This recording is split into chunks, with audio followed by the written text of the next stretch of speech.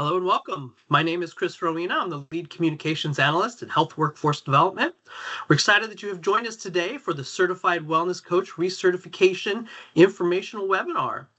Here's today's agenda. I'm going to do some housekeeping and the introduction here, followed by some opening remarks and an overview of HCAI. Then we're going to go into the recertification requirements and the recertification application from there. We will have a question and answer session after that, and then we'll close things up with some closing remarks. Before we begin here, I'm going to go through a few housekeeping items. This webinar is hosted in Microsoft Teams. If you're not familiar with that platform, you can find the chat and the view controls at the menu bar at the top of your screen. The chat option will be open for asking questions during the Q&A session, which is, as we said, at the end of the webinar. And this webinar will be recorded and available within 7 to 10 business days. And with that, it is my pleasure to introduce Dr. Sharmil Shah, Behavioral Health and Policy Branch Chief for Health Workforce Development, for our opening remarks. Here we go. Sorry. Thank you, Chris, and good morning, everyone, and welcome to today's webinar on Certified Wellness Coach Recertification. We're so glad that you could join us today. I'm going to go ahead and do a quick overview of HCAI and our mission and vision. Our vision, of course, is a healthier California where all receive equitable, affordable, and quality health care. And we do that through resilient facilities, actionable information, and the health workforce that each community needs. Next slide, please. There are 5 program areas that HCAI operates in. Facilities, where we monitor construction, renovation, and seismic safety for California's hospitals and skilled nursing facilities. We also have a financing arm where we provide loan insurance for nonprofit healthcare facilities to develop or expand services. The workforce arm, of which I represent, is where we expand and diversify California's health workforce for underserved areas and populations. We have a data arm, which also helps collect and manage and analyze all of our actionable data and information about California's healthcare landscape. And lastly, affordability. This is an arm that really helps improve affordable health care for all through data analysis, spending targets, and measures to advance value. Next slide, please. HCAI had embarked, and many of you may already know about this, have embarked on a health workforce strategy and approach to support our workforce development. And this helped enable the expansion and development of health workforce that reflects California's diversity, while we're addressing supply shortages and inequities. And the Office of Health Workforce Development develops, supports, and expands a health workforce that serves medically underserved areas, serves Medi-Cal members, and reflects and responds to the needs of California's population. And we do that through building the workforce pipeline, of which the Wellness Coach is a part of. We help organizations expand educational capacity. We help individuals pursue health careers. And we also support organizations in addressing recruitment and retention. Next slide, please. So before I pass it off to Ben Gamache, who will go deeper into the Certified Wellness Coach recertification process, I just want to say a few words. As certified wellness coaches, you play a very critical role in supporting the health and well-being of our children, youth, and communities across the state of California. In a field as dynamic as behavioral health, recertification really ensures that you remain aligned with the latest standards, tools, and approaches, particularly in prevention and early intervention. And it helps keep your knowledge fresh, your practices safe, and your care effective and culturally responsive. I really want to emphasize that your work makes a lasting impact, and maintaining that impact is where recertification comes in. It's far more than a requirement. It's a reflection of each and every one of your continued commitment to learning, ethical practice, and high quality support.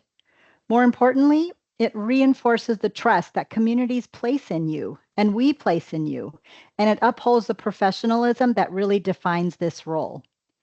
So whether you're approaching your first recertification, which I imagine all of you are, or supporting others through the process, Today's session will provide clarity, guidance, and resources to help you move forward with confidence. So with that, I'll go ahead and pass it over to Ben. Thank you again for your participation. Wonderful. Thank you so much, Charmil, for those wonderful opening remarks. We are really excited to see such a great turnout today. I know it's summer. Some of you are probably on break. And we just are really excited to share this information with you today. And just want to continue with what Charmel was saying in that we are here to support you because you are doing such important work to support California's children and youth. So today is the first opportunity we get to share this policy, to share the information and requirements that are associated with recertification. But this is not the only opportunity that you'll have. We intend to hold many additional opportunities for you to connect with HCAI, whether that be office hours, whether that be direct email communications. We also have a wonderful customer support team that is here to hold your hand every step of the way. So again, please don't feel like you have to have every single question answered today or that you need to have dialed in the entire process. This is just the first exposure of many to ensure that when our first certified wellness coaches have recertification due in the beginning of 2026, they are well equipped to succeed and to ensure that this process is easy and that there are no barriers towards getting recertified. So today we are going to go through several different items. This is the high-level overview. I'll go into more details. And then we're actually going to do a walkthrough as well of what the certification process looks like. So takeaway from all of this is recertification is required every 2 years. Some of our folks got certified in the beginning of 2024. So that's when recertification is due in the beginning of 2026. And they will have a 6-month period in which to submit all of their requirements. I'll go through that in more detail. There are 20 hours of continuing education that is required as part of the recertification process. In the next slides, I will let you know how you get notification of your upcoming deadline, as well as the topics that are covered in recertification requirements, as well as the acceptable sources. And then, as I mentioned, you will get a walkthrough of what the recertification application looks like.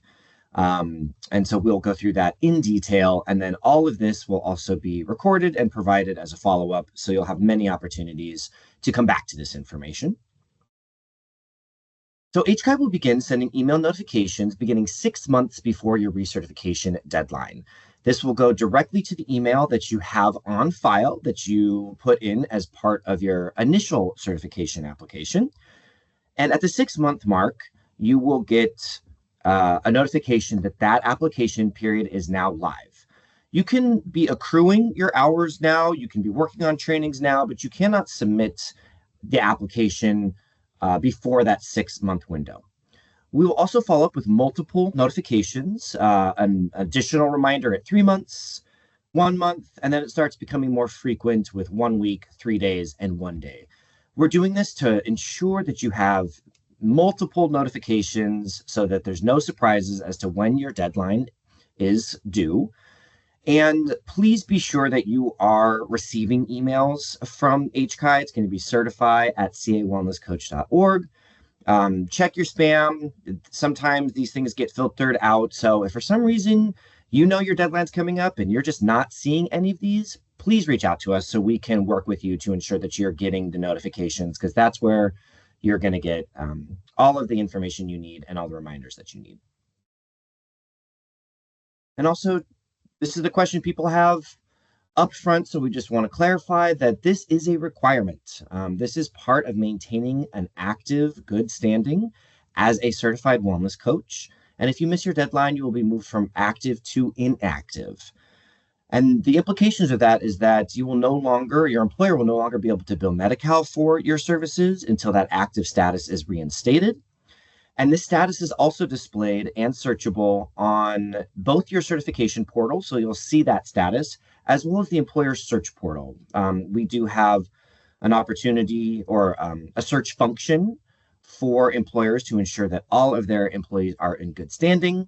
So that's why it's really imperative that you submit these requirements by the deadline so that you can maintain that active status and continue to provide these essential services to our children and youth in California. So with that foundation, I'm now going to go into the topics that are required for recertification. So this is really high level. In the chat, we are also going to be putting our recertification webpage, which also has the link to the official recertification policy document. So everything you're seeing here is a really high level snapshot. The webpage encapsulates a lot of the information that I'm sharing with you today. And then there's that link to our policy document. So you're going to see a lot more information around core competencies, around cultural responsiveness, around laws and ethics. So we wanted to provide more and more guidance to you so that when we say ethics trainings, you understand these are the type of ethics that we mean. So of those 20 hours of continuing education, every 2 years, bulk of them are going to be in the core competencies. So this is in education areas such as mental health assessment, intervention strategies, case management, specific to children, youth, and families. All of these are meant to be in the preclinical category. As a reminder, we know that our certified wellness coaches are not clinicians. They are doing prevention and early intervention work. So that's really what we want the focus of the recertification topics to be around. Of those 20 hours, we are asking for a minimum of 3 hours in cultural responsiveness. And this is education related to culturally relevant practices to the populations being served. So some of this is actually more reflective work. So self-reflective practices, active listening, ways to just be able to show up empathetically in an active and present way so that you are providing a safe space for that child or youth that you are serving. And lastly, we also want to ensure that you are staying apprised of current laws and then really focusing on ethics. Ethical standards are a cornerstone of making sure that you are providing appropriate and effective services to children and youth. And as I mentioned in that policy document, we provide a lot more descriptions and details of what that looks like. And if there's ever any questions, reach out to HCAI, reach out to our customer support team. As I mentioned, we are going to continue to provide examples of what appropriate trainings look like over the coming months. If you're not on our LinkedIn group, please be sure to do that because we will be sharing it that way. So we can share that as a follow-up resource for you as well. And then, we're continuing to provide information. So do not hesitate to reach out if there's any questions on what is a qualifying training versus what is not. I should also mention that we have acceptable sources of trainings. This is a pretty extensive list. I'm not going to go through all of them here, but just the high level of the categories I will cover. We have trainings coming from the Mental Health Services Authority, Cal Mesa, training and their approved training providers. Trainings come from county behavioral health departments, community-based organizations. They can come directly from school systems. We know many of you are in public schools, and there are trainings that are part of you being an employee there. Trainings that you get as an employee do qualify. So we really want to utilize the trainings that you're already doing as being an employee within the workforce. So we do look to our employers as the ones that understand what their employees need most. So if you're taking mandated reporter trainings, if you're taking, child abuse trainings, whatever it might be, those things do qualify. You can also find trainings from institutions of higher education. So if you take a course at a California community college, a state university, or some other accredited California university, those also qualify. And I will share in the next slide how you calculate your hours associated with those.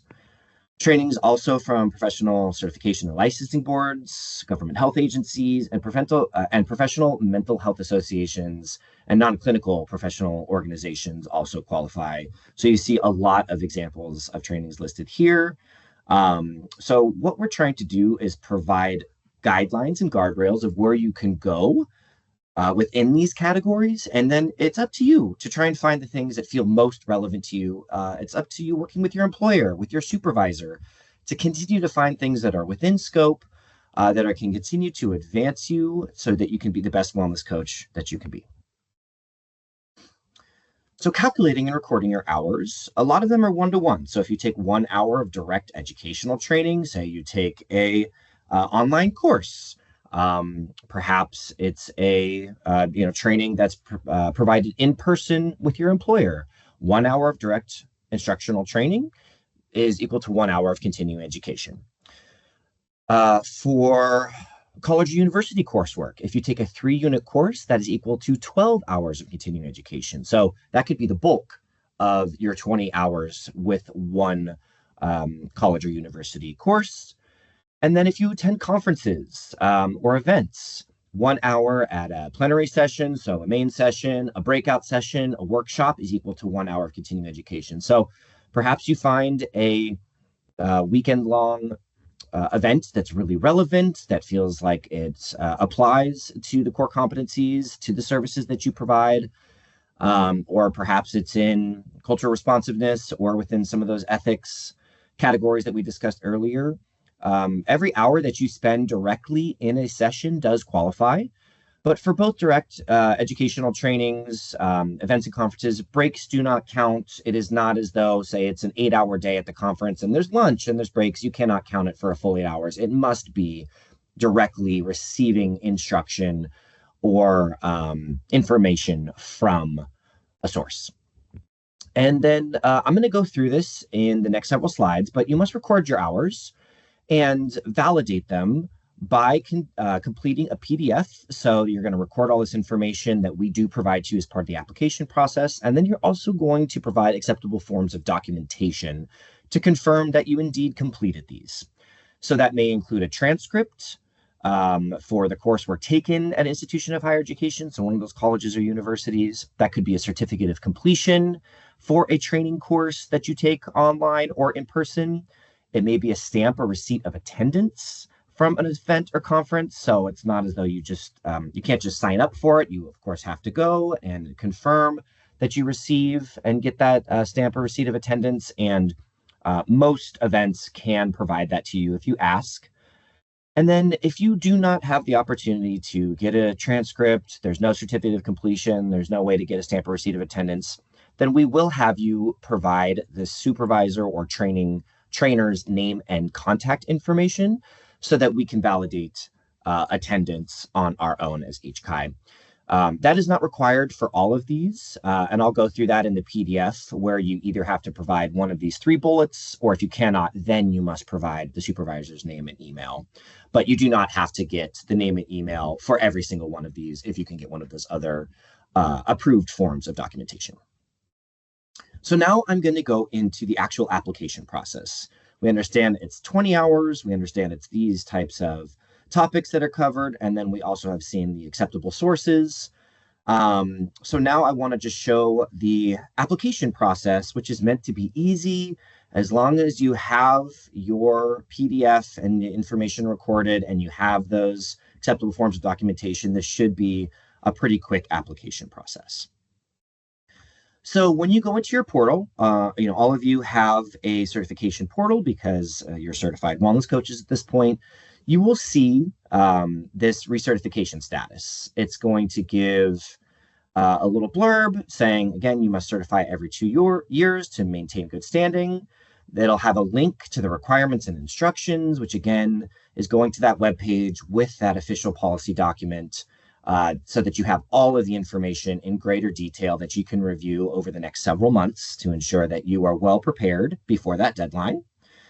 And then this page does not yet have an opportunity to begin the application process because this individual is more than 6 months before their certification deadline. So let's say that they're not due till June of 2026. They will not get that until the very beginning, let's say end of December of 2025. However, when they do hit that 6-month mark, all of a sudden this is going to change, and then very bold, it's going to say where their recertification is, their deadline. It's going to have another opportunity to still review those requirements. And then now there's going to be a start button. This is when you can now go into the application process and begin filling out those requirements. And you do not have to do this in one sitting. You can save and resume your application at a later time. So if you want to start poking around, start chipping away at it, you can. So there's always an opportunity to come back to this application process.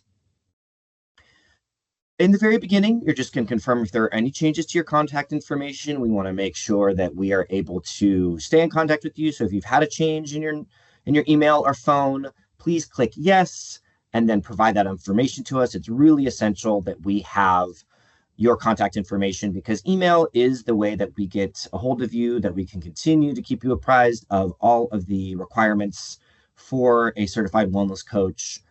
So please update that information accordingly, and then you will click next. So very quick update there. This is the main portion where you now go into the continuing education table.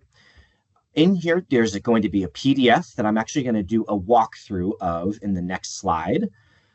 This is where you're going to record your hours, and then you're going to upload it into this field. So let me quickly show you what that looks like. I'm actually going to stop sharing because this is just a screenshot of the PDF, but I want to bring up the PDF itself just so you can see what it looks like when you will be provided this. So this is what the PDF looks like. It's meant to be pretty simple. You're going to have the name of the training. So let's say it's prevention practices. It's going to be at your employer because they're offering a great training at your organization. It's covering your core competencies and skills. So you are going to determine which of these training categories is being fulfilled. And there might be times that there is crossover. Obviously, when we're talking about core competencies and skills, cultural responsiveness is often embedded in that. Ethical practices are often embedded in that. So you can categorize which one applies if it's covering multiple topics. But again, just remember, of those 20 hours, 3 must be in ethical practices, and then 3 must be within cultural responsiveness. So just think about that a little bit as you are continuing to be going through these varieties of trainings. The completion date, so let's just say it's today's date. And then let's say that you're going to get a certificate of completion from your employer. So that's where you'll note that here. You do not need to fill out the supervisor's name and email as long as you provide this documentation. Everything that you note here, so let's say you have 5 of these, training 2, training 3, and all of these have various forms of documentation. In the next section, you're going to have to upload each one of those. So you'll have to upload the certificate of completion for the training 1. You're going to have to upload the transcript for training 2. You're going to have to upload the receipt of attendance for training 3. If you have those, you do not have to fill out this section, and we do provide this information down below, just so you've got instructions. If, however, you do attend one that does not have one of these, and you have to say other, because I was not given one of them, that's when you're going to have to put in the supervisor's name and their email, so that we have an ability to reach out to that individual to confirm attendance. And then within each of these 2, you're going to say what the hours are. Let's say it's 2 hours, 2 hours, 1 hour. And the nice thing is down below, this will calculate your total hours. And so you must get at least 20 hours. And so that's it. You're just going to fill out this information, you'll save it, and then you'll upload it into your portal. Let me get rid of that. And I'll go back into presentation mode. So again, this is meant to be an easy recording process so that you can keep track of the information. We can also make sure that there's access to this so that you, over the next several months, can begin filling this out as you do them. That said, always keep recordings of these things that you're going to so that you can go back to that information as needed, or should HCAI require additional information. But we'll make sure that all individuals have easy access to this PDF so that you can be filling them out as you go. So once you do that, as I mentioned, this section is right below. You'll then upload the supporting documents in the section below it. So there's opportunity to upload up to 20 files. If for some reason you take more than that, just reach out to us and we can make sure that you can provide that information to us. I don't imagine many are going to take more than that, but there is opportunity should you need to. And again, as a reminder, the supporting documents include those transcripts, certificates of completion, stamp of receipt of attendance, or the instructor's name and contact. So once you fill out that PDF and you provide the associated supporting documents, you will click Next. So that is the bulk of this information that is needed for the recertification application. You will be asked to reattest to the Code of Conducts and Ethics. This is essential for making sure that you're maintaining that professionalism, that you're understanding how wellness coaches are meant to operate within the field. So we will have you reaffirm each of these by reading them and signing within, or providing your initials within each section. You must read each section and initial it before the next section will populate. And again, the intention is that you really spend time sitting with these, digesting them, absorbing them effectively. And at the end, you'll provide your electronic signature and press Next.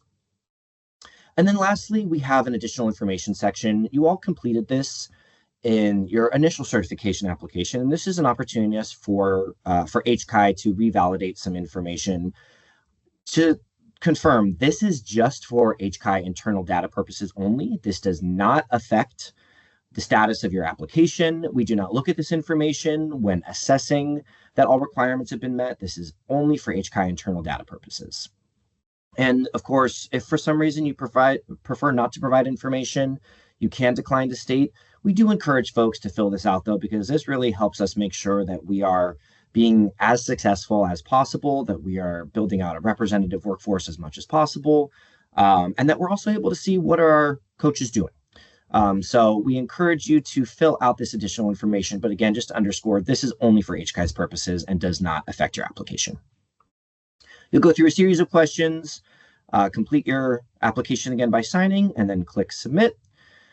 And then there is just a final attestation here, just to make sure that you understand this information is accurate, that this is all true, and that the work that we're doing here does not supplant any state or federal requirements for background or identity checks.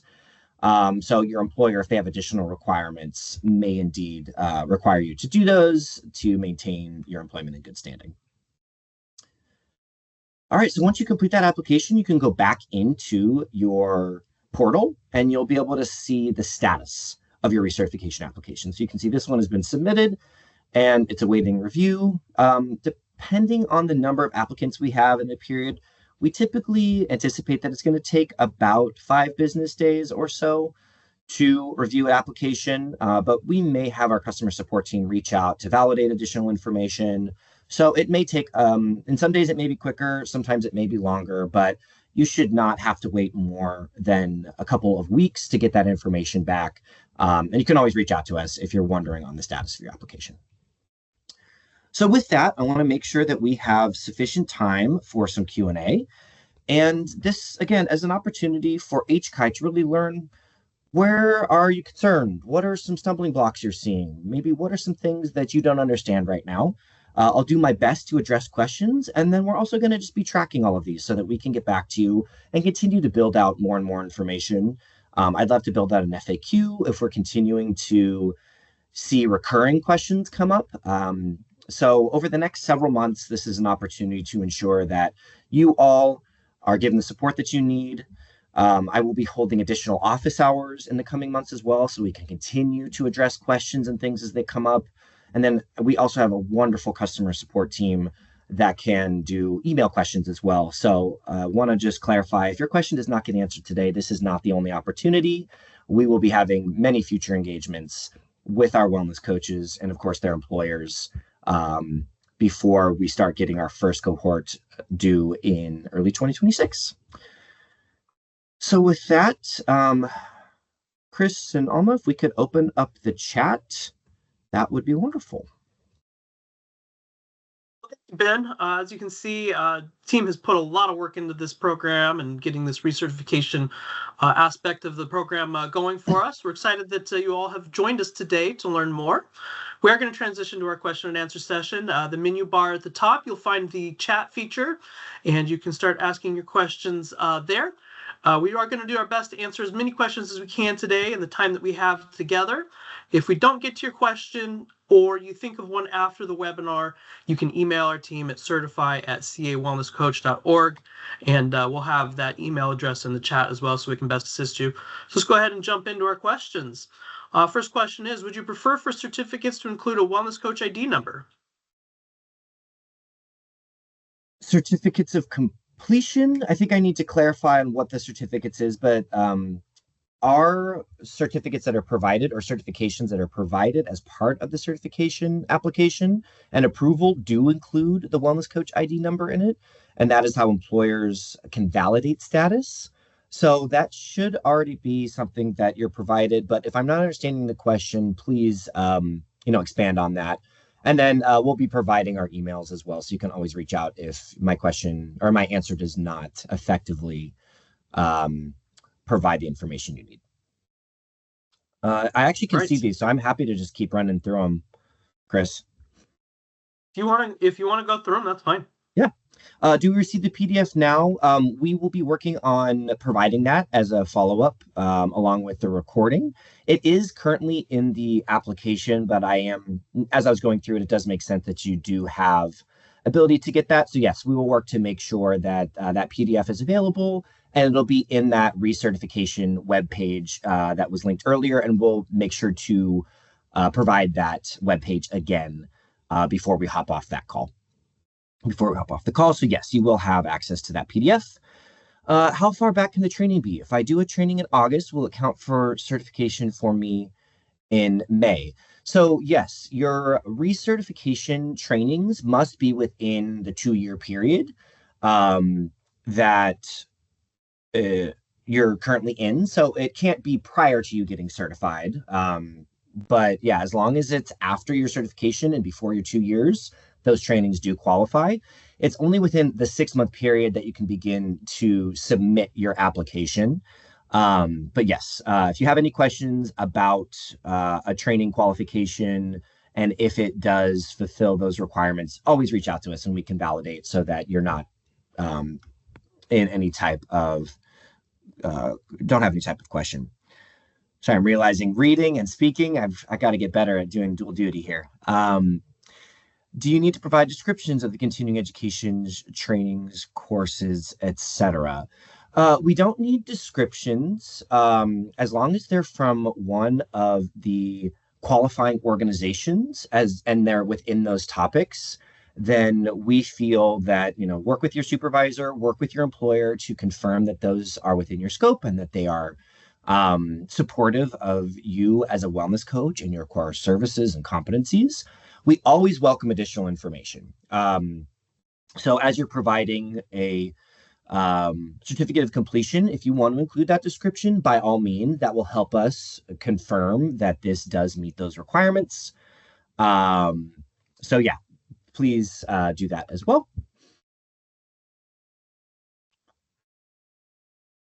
And the video recording is going to be sent to folks in about 7 to 10 business days. So we will be providing this recording as a link on our website.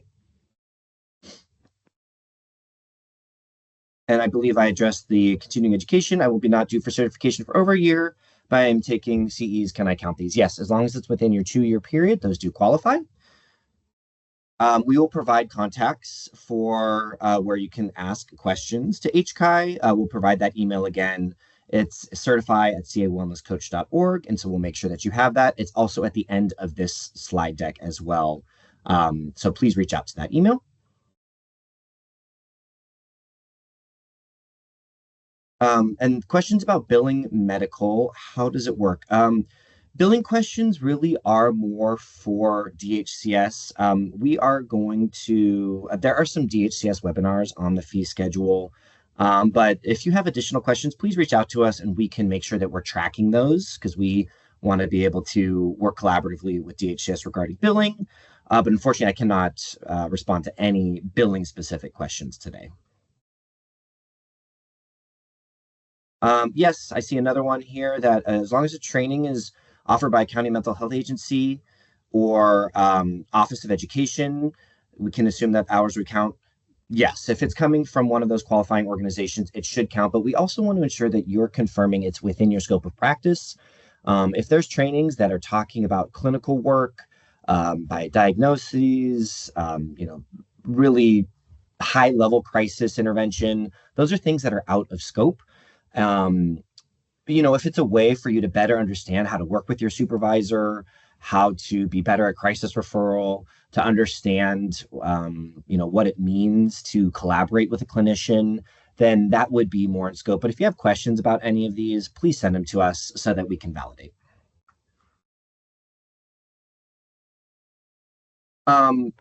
Is there a maximum amount of hours for laws and ethics and cultural responsibility? That's a great question. As I said, there's often overlap. So as you're doing ethical trainings, those do tend to go into core competencies. So we just want those to be a minimum. I would say do not do everything just in laws. We want to make sure that you're continuing to expand on your practice, making sure that you are building on that effectiveness as a wellness coach. But yes, you are able to do more than those 3 hours. And we really leave it up to your discretion in how this is continuing to expand your abilities and best practices as a certified wellness coach.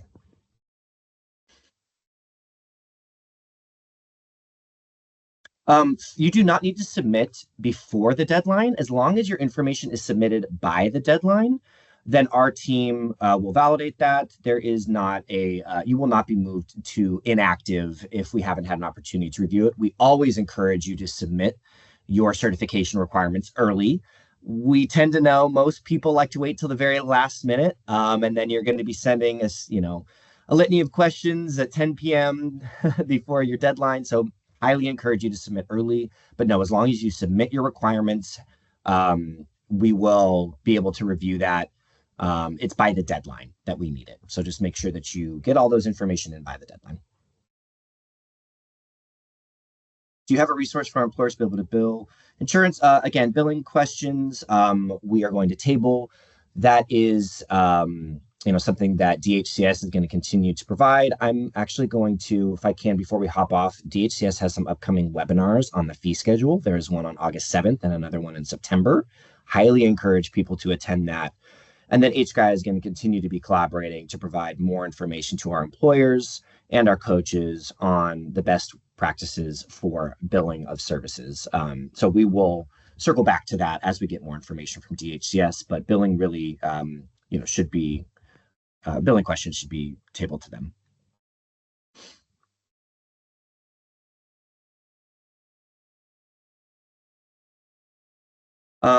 For regular trainings through my job, if they have certificates, I think validate the hours, and as long as there's some mechanism to validate that information, see if your employer can validate that, that is what we would like. So we do need there to be some tracking of hours and then some form of validation. So see if you can work with that with your job and your employer, and if you have any difficulty, reach out to us and we can figure out what a next best step is.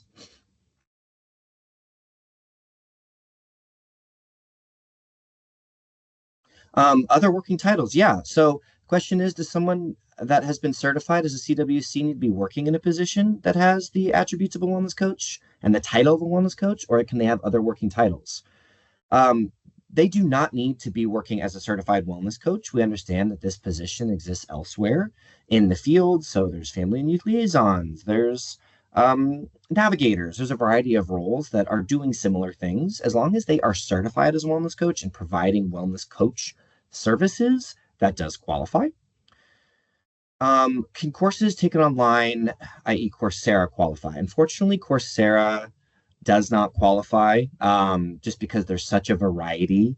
That said, reach out to us if you have one that you'd like us to look into, and we're always open to assessing what people find interesting, and continuing to refine in the coming months and years. So if you have questions about trainings that you feel qualify, we're always interested to learn more. But at this point, it must be from those qualifying organizations or through your employer that we listed previously. Anybody, and as I mentioned this, can start the recertification hours now. All of you, if you're a certified wellness coach now, you can begin to start doing those. so that you're accruing them within your 2-year period. So yes, please begin to take those trainings. Just make sure that you're recording them and documenting them so that when it is time for your due date, you can submit them before that deadline passes. Is there any requirements of supervision hours, direct or indirect hours, to becoming recertified? Follow up. I'd love for you to follow up with more information on that. We do expect that our wellness coaches are continuously being supervised. They must be working in an organization under appropriate supervision, whether that be a people personnel service credentialed individual or clinician in school settings or licensed clinician outside of school settings. So we expect that wellness coaches are continuously supervised and that they have an qualified behavioral health professional that they can refer up to if there's something that's outside of their scope. But in terms of documenting that in recertification, that is not a requirement. I see a question about a pathway to become a training provider. If you have questions about that, please reach out to us. HCAI is always learning how we can better collaborate with organizations out there. So please reach out to HCAI regarding becoming a training provider, and we can investigate that further. I see some other questions about billing. Again, I'm tabling those because the intention of today's conversation is not to address billing, and that DHCS does have some webinars to go through fee schedule and others, so we will encourage folks to attend that. I see another question. Have there been opportunities for where wellness coaches can work? Example, healthcare versus CBO, schools. Yes, any wellness coaches can work in a wide variety of settings. So there are employers that are, healthcare, et cetera, that are looking for wellness coaches. The primary focus has largely been on schools and community-based organizations, but we welcome employers to hire wellness coaches if they see any use for them, and that they can integrate in as part of the care team. So we highly encourage that. So HCAI is not limiting the types of employers that can hire on wellness coaches. That said, the majority tend to be in the school setting thus far. Again, there's questions about being able to email today's PowerPoint. As a reference, we will be providing this recording as well as this PowerPoint in about 7 to 10 business days. So look out for that, and we will make sure to provide notification once that is up.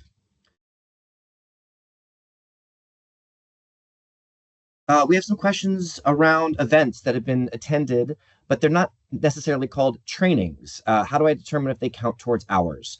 Training is just the general word I'm using to encapsulate courses, events, conferences, instruction.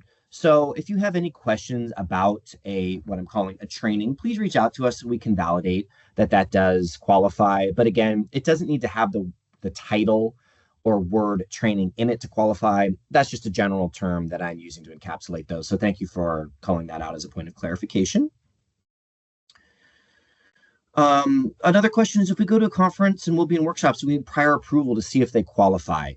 I would recommend reaching out to confirm they qualify. We, wouldn't want you to go assuming that this is something that's going to knock out a majority of your hours and then realize that it actually is not within appropriate scope or does not cover topics that we feel are beneficial for the development of a certified wellness coach in the field. So please, we are welcoming people to send us things that they feel can qualify so we can do some assessment and validate that indeed meets the certification requirements. Let's see. Another question around, if moving from a level 1 to a level 2 wellness coach, can these hours count for that as well? Double counting. So I'm assuming when we're talking about the hours for a wellness coach, when we say field experience hours, that is direct services to children and youth. So that's offering the core services. That is separate from a training. Trainings typically are not associated with direct service to a child or youth. But again, if there's questions around how you're going to be accruing these and maybe some overlap, please reach out to us and we will validate. But typically when you're advancing from a CWC1 to a CWC2, that is distinct hours than what we're talking about here.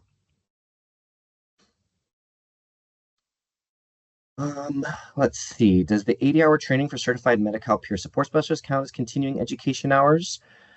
So we know that there's a variety of training providers for peer support specialists. That's actually a great question. I would love to learn a little bit more about the 80 hours you're specifically taking for this individual. So, yeah, please reach out to us and we will review that a little bit further.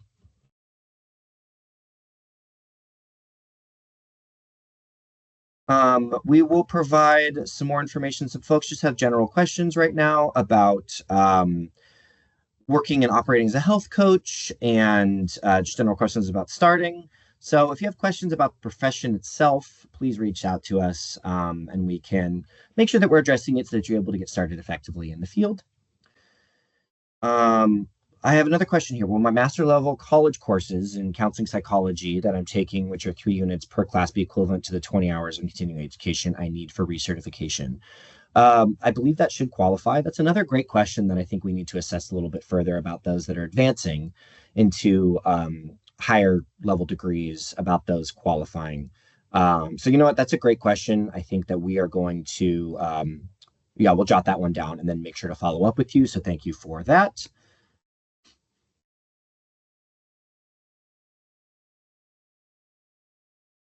Let's see, we have another question about folks that are presenting at conferences themselves. So wondering if they would be able to count these presentations as part of the training since they prepared for this presentation. Another great question that we haven't thought through. Let us discuss that internally and get back to you.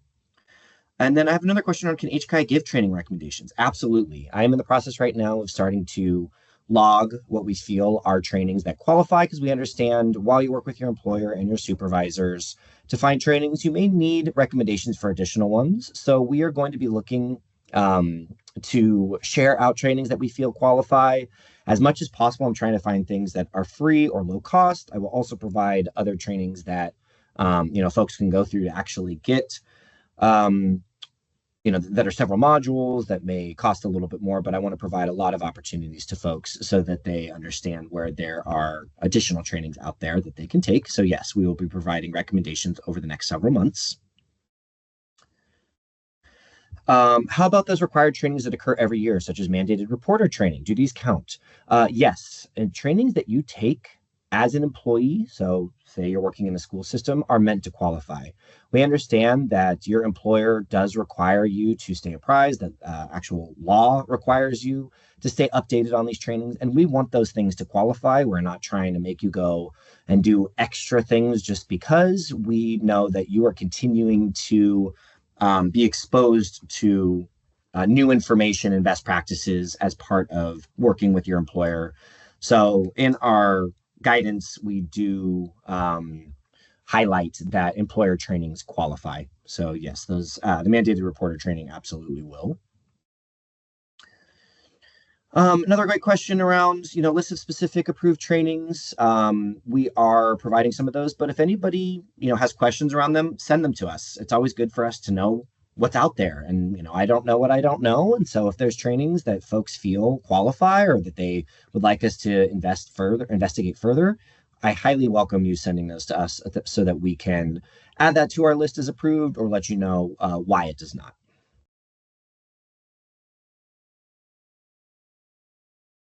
So I had a question around for the recertification. Will I become a wellness coach level 3? There is actually no certified wellness coach level 3. So if you are a wellness coach 1 or a wellness coach 2, this is so that you can maintain and continue on as a wellness coach 1 or as a wellness coach 2. So recertification is not an up leveling, it is a maintaining of your certification. So this is, as with most professional or professions out there, especially when we look at our license, our clinicians, our other people that are certified, there tends to be some sort of recertification process or some sort of maintaining of their license. So just like with those, this is what we're doing here with our certification. This is so that you can maintain the current certification that you have. We receive trainings from funders. Does that count? Finance trainings? Finance trainings would not count because that is not falling under one of those 3 categories of core competencies, cultural responsiveness, or ethics. However, if there's something in there that you want us to look at, please send them to us and we will investigate further.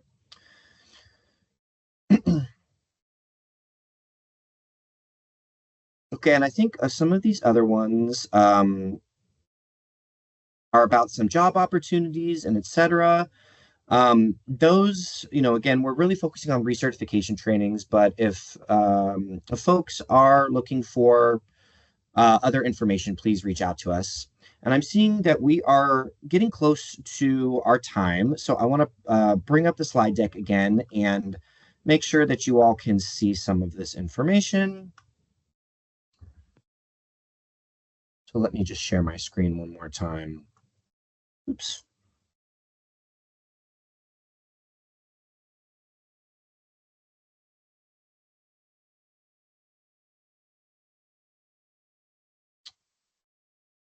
Sorry, my toolbar is not going.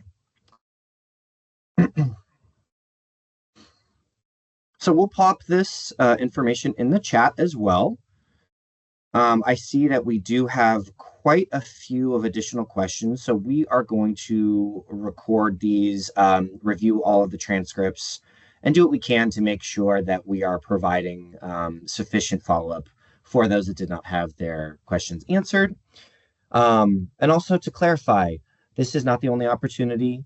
We will continue to hold engagements in the coming months. And again, we highly encourage you to reach out to our emails that we have provided here if you have any questions so that we can be sure we're addressing them effectively. That said, we will be following up with more documentation and opportunities, and also highly encourage folks to review that policy document as well as the website. What we addressed here was just meant to be a high-level overview, and we go into more information of what those topics look like so that you can have a better understanding of what qualifies in terms of a training topic. So I have an opportunity maybe to address one or two more questions. Chris, I know I kind of took over there. Thank you for letting me hijack. If you have anything that you want to pop in or facilitate in the next few minutes, would be happy to do so, or I'm happy to keep addressing a few additional questions.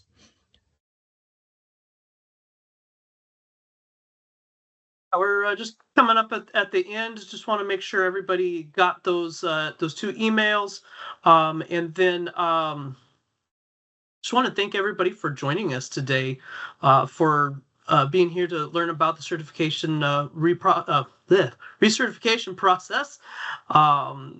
Do you want to? We've got about 5 minutes left. It takes about 2 minutes to go through the last two slides. So if you want to answer like one or two more questions, and then we can close it out. Yeah, I'd be happy to. And then I just want to, of course, end with a little bit of thoughts as well before I pass it off to you. So I'll address one or two more questions. Let's see. I'm getting a lot of these really seem to be around what training qualify, what they don't. So we understand that is going to be an ongoing theme and an ongoing question. Unfortunately, can't address all of those today. But as I mentioned, HCAI is continuing to have an ongoing list of what we feel qualifies. So we'll provide recommendations. And then, of course, we want folks to reach out to us if they need to have those validated in advance. So again, we have several months before our first folks are due in, I believe, February of 2026. Also, if you just got certified, you have some time. Your recertification requirements are not going to be coming up for another 2 years. So don't panic. Don't feel as though you've got to have this all figured out today. And also, we understand that if there's something coming up that you plan on attending, you'd like to know. So we'll do our best to review these. We ask for some patience as we sift through some of this information. We know that today is the first exposure to this, so there's going to be a lot of questions. So we're going to have to take some time as HCAI to sift through all of these questions. I'm seeing almost probably 100 plus questions here. So we're going to need some time to sift through them, categorize them, and then respond to them. So the intention here is to provide a frequently asked questions document where we can address most of these. So we don't have to do one-off emails for everything, but want to just reiterate that we have more and more opportunities here.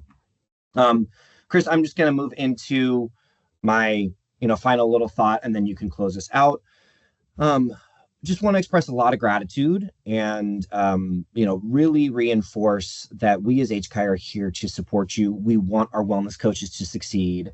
We want to be able to provide as much handholding as possible so that you can continue to develop yourself personally and professionally, because at the end of the day, we're here to support California's children and youth. And we understand too that you need support and resources. This is a brand new policy. So we're going to be working with you. We know that there's still outstanding questions. We know that this is your first exposure. So just want to continue to reiterate, we're here to support you, and that your recertification is paramount to maintaining yourself in this role and the ability to best serve children and youth. So we highly encourage folks to, really take time to sit with the documents, make sure that you can get informed, and then know that we are here with you along this journey. So thank you all for being here today. Thank you for the opportunity to share this information, and know that you will be seeing much more of us in the coming months. And with that, I will pass it back to Chris. All right. Thank you so much, Ben. And we really do appreciate everybody joining us today to learn more about this important part of the Certified Wellness Coach process. And we're excited really to be able to offer this as just one part of our health workforce development efforts at HCAI. We're grateful for your participation with us. I have some resource slides for you at the end here. We have expanded our presence on social media, and we would love for you to join us there. So you can see, you can always check things out on our website, but we now have a pretty full list of social media resources available for you. And we would love, as you do things related to Wellness Coach, please tag us on anything that you have on social media. You can use some of these tags here to help get it visible for HCAI. We would love that. And then we really encourage you to follow us through our newsletter. And you can sign up for our monthly newsletter that tells you all of the health workforce things going on month by month by going to this address here at the top with the mailing list. If you sign up for anything that's under the health workforce section of that sign up list, you will be added to our newsletter. And then finally, you can go ahead and contact us. In particular, we had some questions today on general wellness coach topics. You can go ahead and email us at thewellnesscoach@hci.ca.gov for all of those. Excuse me.